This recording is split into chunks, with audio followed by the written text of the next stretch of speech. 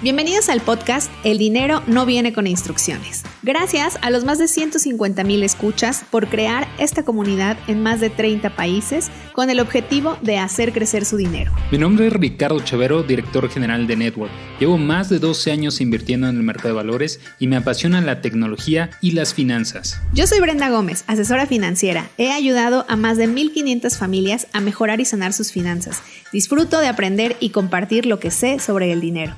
Este podcast es patrocinado por Network, la fintech especializada en retiro e inversiones. Hemos asesorado a más de 22,000 personas y administramos más de 120 millones de dólares. Síganos en nuestras redes sociales como Network MX o búsquenos en Google como asesorfinanciero.com.mx. Hola, bienvenidas y bienvenidos a este episodio de El dinero no viene con instrucciones. En esta ocasión haremos el tercer episodio de la miniserie de burbujas económicas y las crisis en las que derivaron. Hola, Ricardo. ¿Qué tal? Bienvenidos y bienvenidas a este episodio. Ya llegamos por fin, Bren, a la famosa crisis de 1929. Es una historia bien interesante, tiene que ver un poco con historia, con entender ciertos conceptos geopolíticos.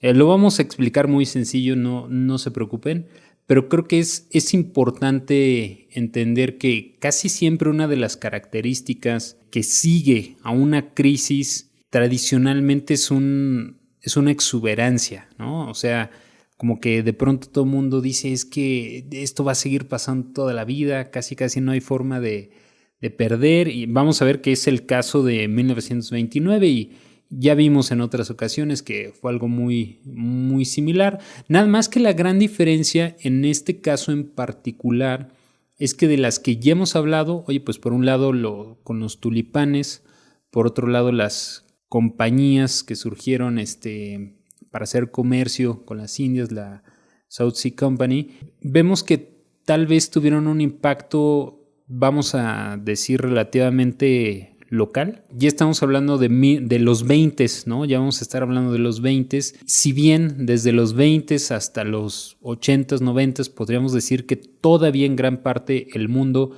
eran economías cerradas, ¿no? Pero sí vamos a ver que ya empieza a haber en esta crisis particular, se contagian de pronto algunas cadenas de suministro, algunos otros países. Vamos a ver que ya como que no se ve tan aislados los efectos de esta burbuja. Y también algo importante, de pronto creemos que porque tanto la de los tulipanes como la de South Sea son como de hace muchísimo tiempo y que podríamos aprender del pasado o se esperaría que aprendiéramos del pasado.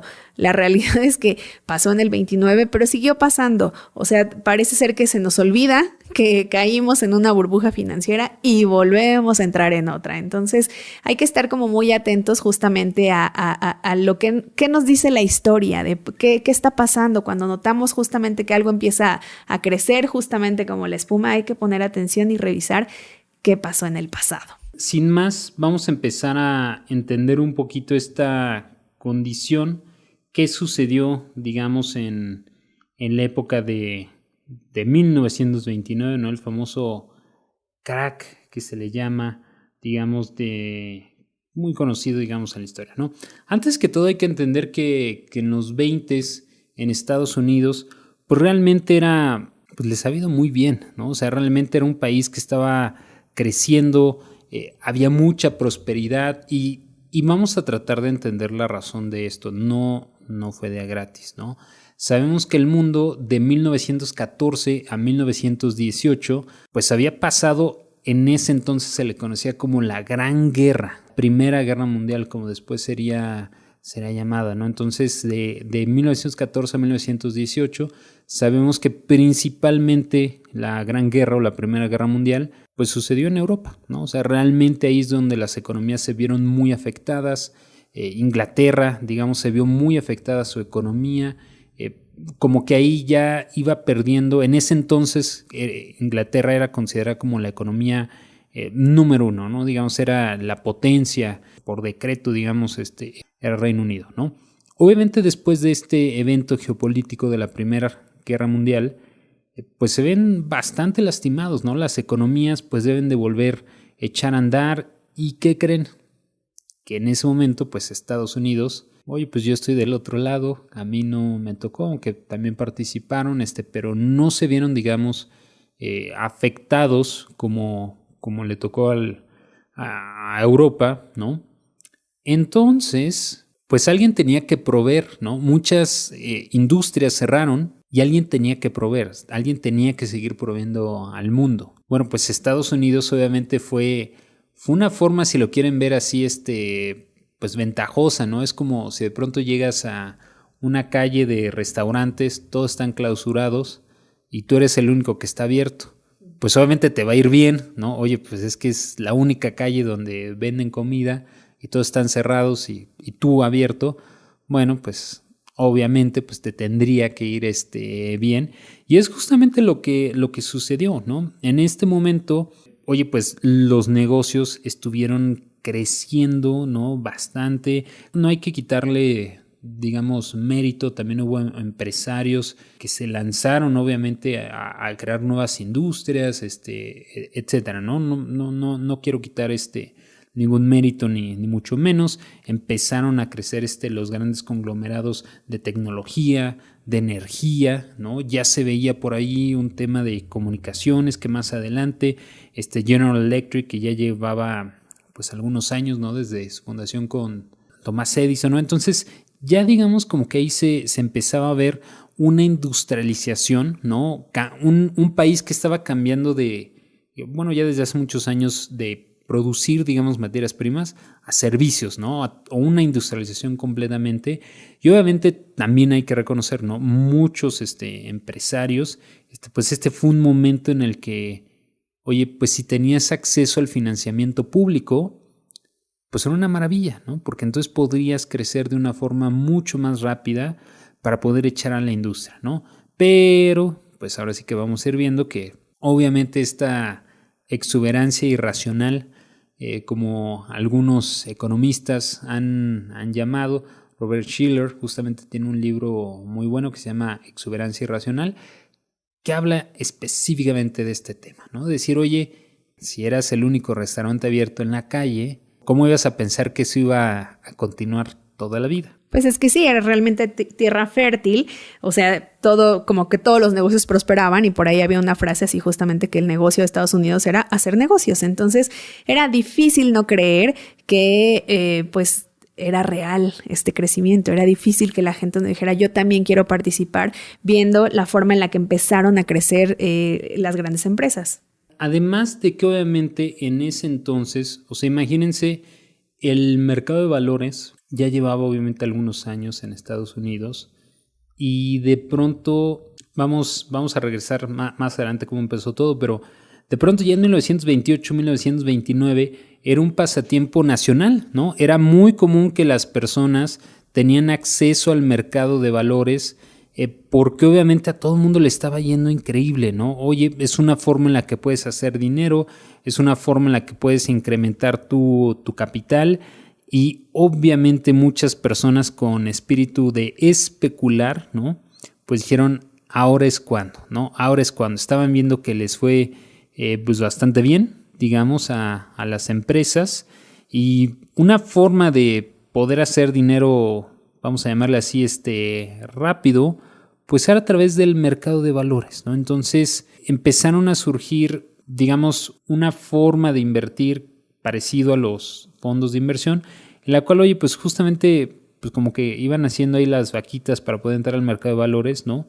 Y entre varios, pues ya decían, oye, en ese entonces no había tanta regulación, entonces vamos a suponer que Brenda, yo y otros 500, nos ponemos de acuerdo y decíamos, ¿sabes qué? Ahorita vamos a comprar esta acción, vamos a hacer que crezca, ¿no? Eso hoy en día eso es ilegal, ¿no?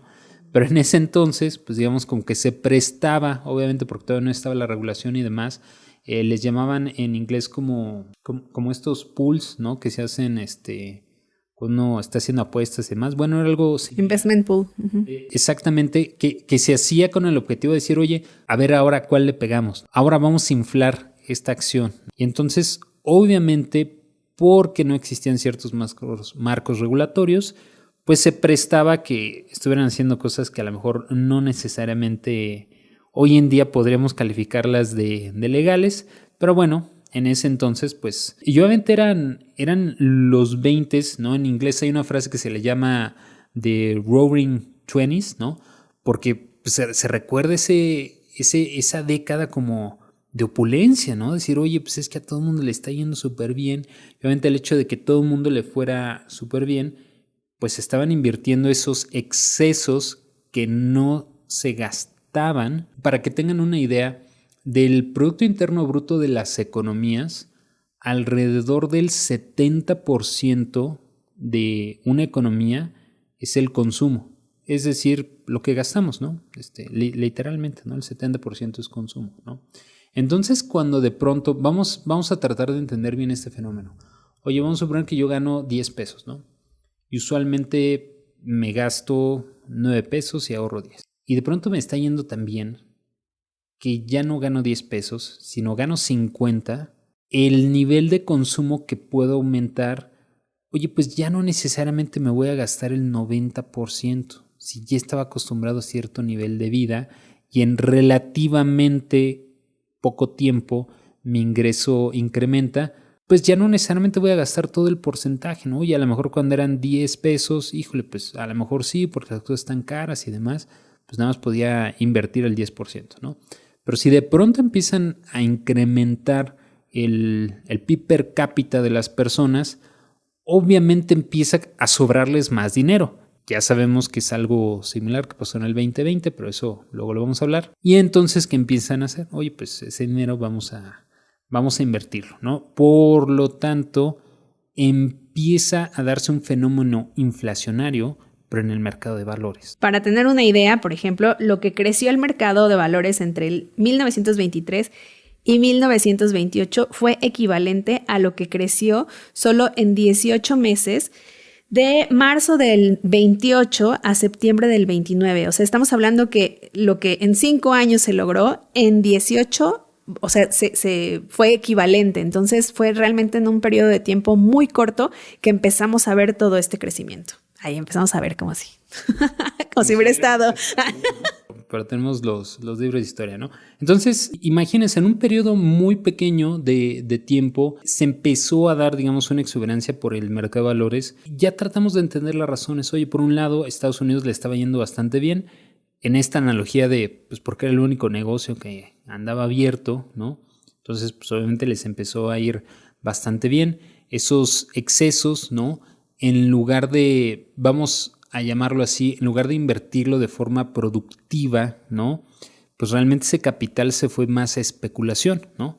Lo que generó que las acciones, oye, pues le está yendo bien, es que mi cuate acaba de invertir dinero, le fue bien, pues entonces yo también lo voy a hacer porque ya sabemos, ya dijimos en algún momento que un principio del capitalismo, pues yo también, ¿no? Oye, pues es que le fue bien, pues yo también, ¿no? Y entonces ya sabemos que se empieza a dar esta como especie de profecía autocumplida, ¿no? De decir, oye, pues a todos les está yendo bastante bien, pues vamos a meternos al mercado de valores, ¿no? Obviamente, a ver, vamos a tratar de entender por qué este fenómeno no podría seguir nada más de una forma ilimitada. Porque acuérdense que, tratando de hacer una analogía que a lo mejor en algún momento ya lo decía, es inflación al final del día. Y vamos a tratar de tenerlo con un ejemplo bien claro. Imagínense que de pronto estamos en una isla, ¿no? Y oye, pues nada más nuestro sistema económico son cocos, ¿no? Lo único que producimos en la isla son cocos, ¿va? Ok. Entonces, en un buen año, oye, pues producimos 100 cocos. Pues nos levantamos, ahí vamos tomando turnos, primero ahí yo junto unos cocos, luego le toca a Bren, etcétera, ¿no? Y en un año producimos 100 cocos, ¿no? Y la moneda que tenemos nos dice que esos 100 cocos a lo mejor tendríamos que pagar 100 pesos, para simplificarlo. Oye, pues cada coco cuesta un peso, ¿no? Pero vamos a tratar de entender qué pasaría si de pronto Brenda se vuelve una dictadora y dice, no, ¿sabes qué? Yo voy a manejar la masa monetaria de la isla y voy a imprimir más dinero. ¿Sabes? Que en lugar de los 100 pesos que tenemos, voy a imprimir 200. Y Brenda dice, ¿por qué no? Pues total, soy una dictadora, voy a imprimir ahora 200 pesos, ¿no? Sí, pero el siguiente año seguimos produciendo 100 cocos. Oye, entonces ahora ¿cuánto cuesta cada coco? Pues 2 pesos. porque hay más masa monetaria, pero no somos más productivos. Ojo, esta es la clave para entender muchas cosas desde el punto de vista macroeconómico. Si un país nada más imprime más dinero, pero no es más productivo, es inflación. Si el mercado de valores, la empresa General Electric, de pronto tiene una evaluación 30 veces más grande que hace 3 años, la pregunta sería, oye, ¿y General Electric es más eficiente en lo que estaba haciendo? ¿Es más productiva? Pues no, sigue siendo exactamente igual. Entonces allí es donde debemos de empezar a entender, oye, pues eso eventualmente no es sostenible. Porque imagínense que de pronto, siguiendo esta analogía de los cocos y la isla desierta, van a dijera, no, ya sé cómo voy a resolver este problema. Vamos a imprimir 4 veces más dinero, ¿no? Y entonces, pues sí, porque antes, pues entre Ricardo y yo, pues él tenía 50, yo tenía otros 50, pero ahora ya estamos imprimiendo 400 pesos. Y pues entonces, en esa lógica, Brenda dice, no, pues es que ya soy 4 veces más rica, ¿no? Porque pues ahora tengo 200 pesos y antes tenía 50. Sí, nada más que seguimos produciendo nada más 100 cocos. Lo que quiere decir que ahora cada coco pues nos va a costar 4 pesos. No tenemos más dinero. Seguimos teniendo exactamente lo mismo. ¿Qué creen? Que eso sucede exactamente igual con las acciones. Yo sé que a veces tratar de entender el fenómeno de la inflación, oye, ¿hay inflación en acciones? Sí, al final del día véanlo como si fuera una casa, ¿no? Al final del día es un activo financiero. Muchas veces se puede dar un fenómeno inflacionario en el mercado de valores y eso lo que va a hacer es que valgan más, ¿no? Pareciera que es contraintuitivo, pero no, oye, pues sí, justamente está subiendo el valor de ese activo. Relaciónalo un poquito con la analogía que estamos diciendo de los cocos, ¿no? Oye, pues sí, si alguien hiciera la gráfica, ¿no? De cómo ha subido el precio del coco en esta isla, oye, pues antes estaba en 1 peso y ahorita ya está en 4 pesos, ¡wow! Creció un 400% el costo del coco, ¿no? Hubiera invertido en cocos. Sí, nada más siguen produciendo 100 cocos en esta isla. ¿En la actualidad sería como un equivalente a lo que pasa con la acción de Tesla? Sí, hay que entender que la idea del mercado de valores es que se está adelantando a lo que va a pasar, ¿no? Esa es, digamos, un poco la idea del mercado de valores. Oye, algo que vale hoy $150 es porque está prediciendo, ¿no? El precio, el potencial que tiene hacia adelante, ¿no? El mercado, por eso se dice que sobrereacciona, ¿no? Oye, si de pronto anuncian que van a abrir una planta, no es que ahorita ya estén haciendo más coches, ¿no? Lo que quiere decir es que, oye, estamos prediciendo que va a llegar a valer mucho, nada más que lo estoy prediciendo hoy, ¿no? Justamente por eso es que hay correcciones fuertes cuando de pronto, es que se quemó la planta, chin, ¿no? Pues entonces eso que iba a producir y ese cálculo que había hecho, pues ya no necesariamente. Cuando se vuelve un poquito riesgoso, ¿no? Ya en algún momento cuando hablábamos en un episodio de la 8ª maravilla del interés compuesto, fíjense cómo cuando uno hace cálculos hacia el futuro, eso puede ser bueno o malo, ¿no? ¿Se acuerdan que decíamos, oye, a ver, si de pronto empezara a ahorrar 2,000 pesos, luego durante 25 años, a una tasa del 12% promedio, ¿como con cuánto termino? Oye, pues podrías terminar como con 2.7, 3 millones de pesos. Perfecto. Oye, pero si en lugar de 12% me diera un 15%, acuérdense que es un 3% más, ya lo hablamos en otro episodio que se llama la lógica detrás de las finanzas, siempre véanlo proporcionalmente, ¿no? Oye, pues un 3% del 12, pues es casi un 30% más. Si lo hacemos en se le llaman matemáticas, en esta proyección geométrica, terminamos con un numerote, ¿no? Que a lo mejor nuestras mentes están hechas linealmente y cuando empezamos a pensar exponencialmente, pues salen numerotes, ¿no? Usualmente los financieros hacemos esas proyecciones, ¿no? Y por eso es que de pronto hay ciertas empresas que llegan a tener valuaciones ridículas, ¿no? Porque decimos, pues sí, es que mira, si cada año Tesla sigue creciendo un 20% como ahorita ha crecido, pues en tantos años, o sea, cada ser humano del planeta va a tener 3 Teslas, ¿no? Y pues obviamente no hace sentido, ¿no? Pero obviamente, ¿qué es lo que sucede? Que a lo mejor hubo un primer valiente que hizo esa evaluación y dijo, oye, pues sí, el precio a lo mejor debería de estar acá. ¿Qué es lo que sucede? Manda a hacer una orden de compra. Sube el precio. Alguien más lo ve. Oye, a lo mejor esta es buena idea. sube el precio porque también compra, ¿no? Y entonces ahí se vuelve todo un mecanismo bien complicado en el mercado de valores. Regresando a 1929, pues es realmente lo que sucedió, ¿no? O sea, muchas empresas como AT&T, que en ese entonces ya estaba, oye, pues se le veía como empresas consolidadas, ¿no? Y decir, muchas veces ese puede llegar a ser una trampa de las burbujas cuando hablamos del mercado de valores, ¿no? Que a lo mejor uno podría decir, oye, sí, pero esta empresa que acaba de surgir, no, pues esa sí es una burbuja, ¿no? Oye, pero si de pronto te vas se le llama en inglés a las Blue Stock Chips, ¿no? Es decir, las empresas consolidadas, ¿no? Hoy podríamos hablar de un Apple, de un Microsoft, de un Amazon. Bueno, pues en ese entonces AT&T, hoy en día, pues ahí todavía más o menos como que sigue, pero en ese entonces AT&T era la empresa, ¿no? Y entonces uno decía, oye, no es una burbuja porque ve AT&T con todo el respaldo financiero y la solidez financiera que tiene, ¿cómo va a ser una burbuja, no? Híjole, entonces ahí como que obviamente se empiezan a contaminar, porque usualmente cuando hay una burbuja en el mercado financiero, rara vez alguien se salva, ¿no? Me acuerdo mucho de una entrevista, ahorita vamos a regresar otra vez a 1929, que le hicieron a Jeff Bezos sobre la burbuja del 2000. Y él decía, bueno, es que yo estaba viendo cómo el precio de la acción se iba a la mitad y por otro lado volteaba a ver los indicadores de Amazon y él veía que estaban vendiendo cada mes más, ¿no? Y dice, oye, pues no ha cambiado absolutamente nada. O sea, la empresa en sí, el negocio sigue exactamente igual. Y por otro lado veía la gráfica de cómo se caía la acción de Amazon y él como que decía, pues es que obviamente no tiene una cosa que ver con la otra, ¿no? O sea, no es que justo el día que se cayó la acción de Amazon al negocio le haya pasado algo, ¿no? Él literalmente estaba viendo sus métricas y decía, oye, pues nos está yendo de lujo, nos está yendo de perla, estamos vendiendo un chorro. Y por otro lado veía ahí la gráfica, ¿no? Vamos a ver que muchas veces eso sucede en el mercado de valor. Y obviamente en 1929 vemos que va surgiendo esta especie de, pues digamos, de profecía autocumplida en el que, oye, por un lado las personas quieren hacer dinero, pero aquí ya vemos que entra un jugador, ¿no? Importante, que son los inversionistas institucionales, ¿no? Y que vamos a ver en la historia de las burbujas, tiene un papel bien importante. A lo mejor en el de los tulipanes, pues podríamos decir que ahí hubo algunos grandes jugadores, ¿no? En la de South Sea Company, pues digamos como que no exactamente eran jugadores institucionales, ¿no? Pero aquí vemos que hay un personaje, ¿no? Que ahí está, que no necesariamente lo estamos viendo, que son todos los inversionistas institucionales que estaban detrás, ¿no?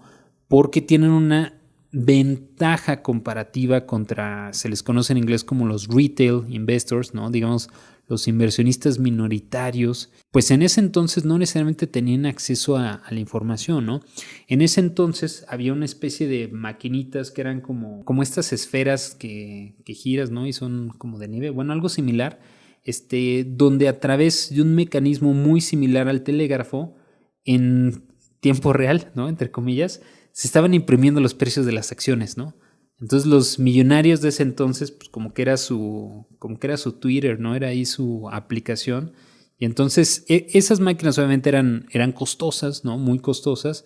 Y están de acuerdo que el ciudadano promedio, pues si de pronto quería invertir, o incluso muchos empresarios si querían invertir que no tenían acceso a estos dispositivos, pues no es que lo vean en tiempo real. Era como, pues compré el periódico hoy en la mañana y vamos a ver qué sucede el día de mañana, ¿no? O el periódico de la tarde. Usualmente publicaban dos, ¿no? Uno en la mañana, otro en la tarde, que la razón era principalmente porque, pues a ver a cómo cerró el día pasado.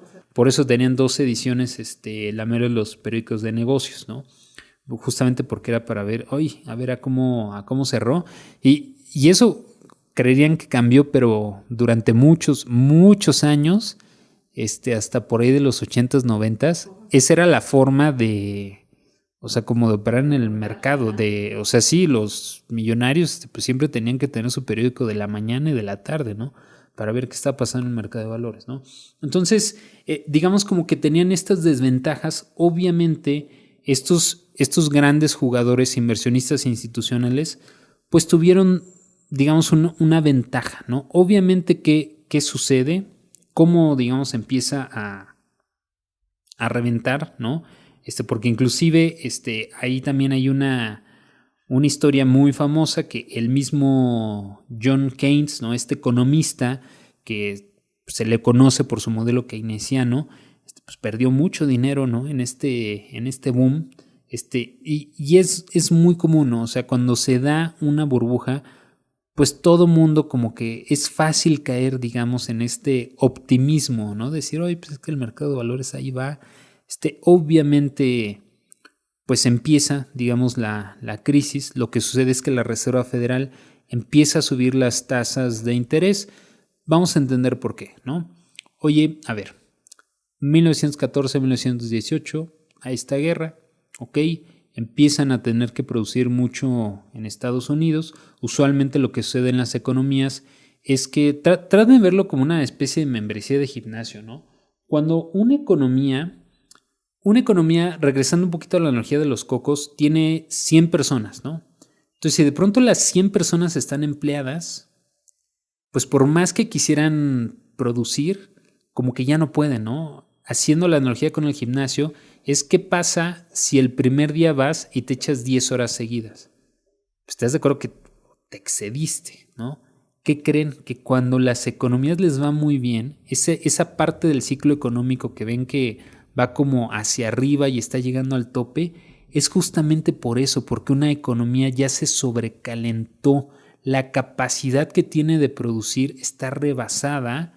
Y entonces, ¿qué empieza a pasar? Oye, hay mucho dinero en exceso, eso genera inflación, por lo tanto, ¿qué tiene que hacer el Banco Central? En este caso, la Reserva Federal, tiene que subir las tasas de interés, tiene que subir el costo del dinero para controlar la inflación. Yo sé que pareciera una lógica un poquito rara, pero oye, si a la economía le va muy bien, ¿es malo? Sí, pero hay que entender por qué. Porque hay nada más cierta cantidad de personas que pueden estar trabajando, ¿no? Entonces, si por ejemplo es como si tenemos 10 personas trabajando en Network y les pidiéramos que trabajaran 120 horas a la semana, pues están de acuerdo que, oye, eso no va a ser sostenible, ¿no? Entonces, ¿qué sucede? La Reserva Federal, ¿no? Porque se estaba generando mucha inflación, empiezan a subir tasas y ya sabemos que usualmente cuando suben las tasas, ahorita por ejemplo que Banco de México y la Reserva Federal de Estados Unidos hace un día anuncia que se van a subir las tasas, eso históricamente lo que hace el mercado de valores es que empieza a caer, ¿no? Y ahí vemos que empieza como un poquito el declive, ¿no? Es decir, oye, pues sí empieza a haber un poquito una caída, pero además se empiezan a dar cuenta que obviamente muchas empresas estaban sobrevaloradas, ¿no? Y muchos fondos institucionales, vamos a llamarle fondos de inversión, pues empiezan a tener que hacer ventas, ¿no? Empiezan a tener que hacer ventas. Y obviamente cuando se hacen ventas, digamos, grandes, ¿no? Pues se caen muy rápido los precios, ¿no? Si se caen muy rápido los precios, eso genera incertidumbre, genera pánico, ¿no? Y entonces, obviamente se da pues ahora sí que se da la estampida, ¿no? Porque en ese entonces los brokers pues empiezan a su vez a llamar a sus clientes, decir, oye, vende, ¿no?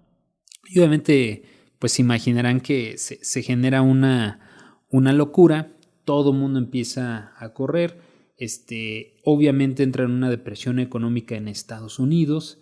Muchas empresas se declaran en quiebra, muchas empresas pues se declaran insolventes, mucha gente que se había apalancado, otra vez el fenómeno de apalancamiento que ya hemos hablado varias veces, pues pierde todo. Ahí es donde están las famosas escenas o los relatos de gente aventándose a los edificios en Nueva York, etcétera. Bueno, porque literalmente habían perdido todo, ¿no? Y además, acuérdense un poquito en esta analogía del juego de las sillas, pues muchos habían entrado al juego cuando ya se había acabado la música, ¿no? Pues ya se había acabado el juego y yo estaba ahí apenas llegando a la fiesta, ¿no? Entonces, pues obviamente muchas personas perdieron el capital, ¿no? Para terminar, vamos a resumir. Acuérdense que se parecen mucho estas tres burbujas que hemos visto, la de los tulipanes, la de Southsea Company y ahora la de 1929, son muy parecidas, ¿no? Nada más que aquí se da por una razón diametralmente distinta en el caso de los Estados Unidos. Tenía que ver más con un tema geopolítico. Aquí ya empiezan a entrar factores más macroeconómicos, un poquito más geopolíticos, etcétera.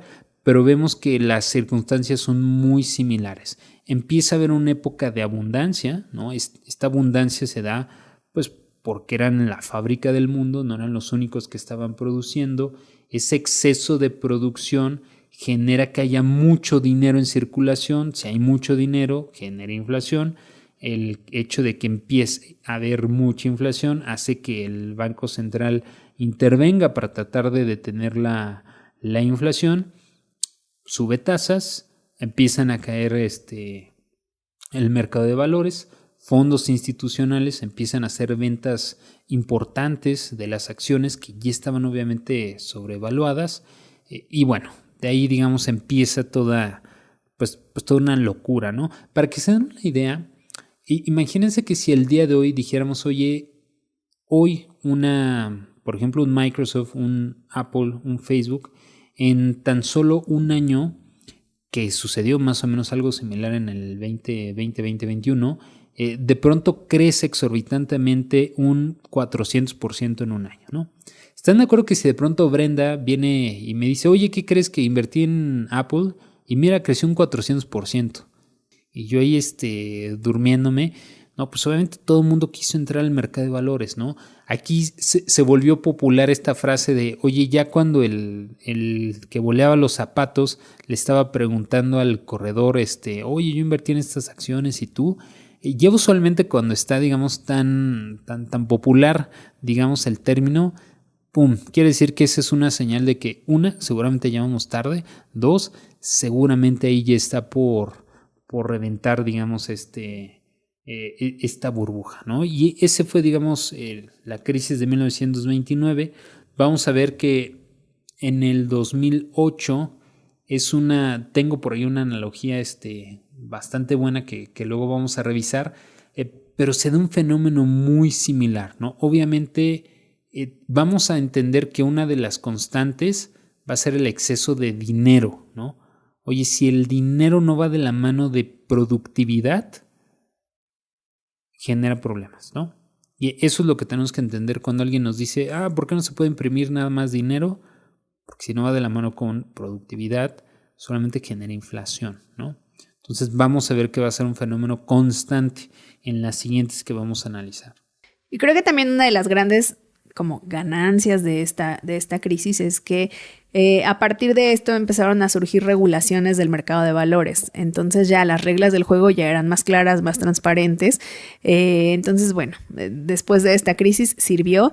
Y algo que a mí me llama la atención es que justo decían que en ese entonces, pues las pláticas comunes, las pláticas de café, inevitablemente terminaban hablando del mercado de valores. Y me llama la atención porque en un mercado como México, donde apenas como del 2020 para acá empezó a subir como el número de personas que tienen, por ejemplo, un contrato en casa de bolsa, pues es ahí donde veo híjole, ¿cuántos años nos llevan de experiencia de participar en el mercado de valores, un mercado como Estados Unidos, ¿no? Entonces es justo este movimiento que nosotros queremos hacer, que más personas se involucren en esta parte de hacer crecer su dinero, de aprovechar el mercado de valores. Entonces pues ya lo vemos desde el 29 que era un tema común y en México apenas está siendo un tema. 2022. Sí, 2022, o sea, 100 años después empieza a llamar la atención. Entonces eso es sorprendente.